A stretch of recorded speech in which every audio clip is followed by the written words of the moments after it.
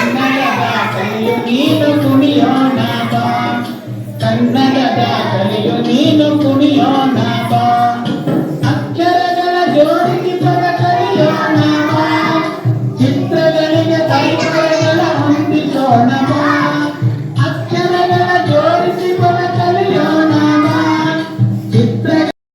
ಈಗ ನಮ್ಮೂರಿನ ಜಾತ್ರೆಯ ಬಗ್ಗೆ ನಿಹಾರಿಕಾ ಮಾತನಾಡುತ್ತೆ.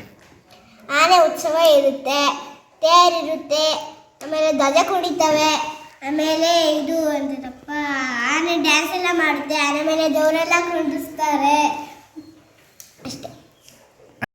ನಮ್ಮೂರಿನ ಜಾತ್ರೆಯಲ್ಲಿ ನಿಸರ್ಗ ಏನೇನನ್ನು ತಗೊಂಡಿದ್ದೆ? ಪೀಪಿ, ಬಲೂನು, ಗೋಡು, ಹಸುಗೋಡು,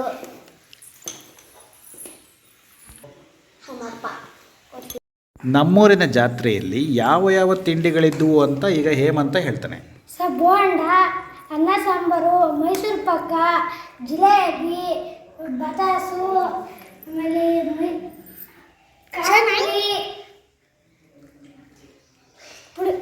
ಜಿಲೇಬಿ, ಮೈಸೂರು ಪಾಕ್. ಜಾತ್ರೆಯ ಸುತ್ತ ಒಂದು ಸುತ್ತು ಈ ಪಾಠದಲ್ಲಿ ಈಗ ನಮಗೆ ಜಾತ್ರೆಯಲ್ಲಿ ಏನು ನಡೀತು ಅಂತ ಹಿತಶ್ರೀ ಹೇಳ್ತಾಳೆ.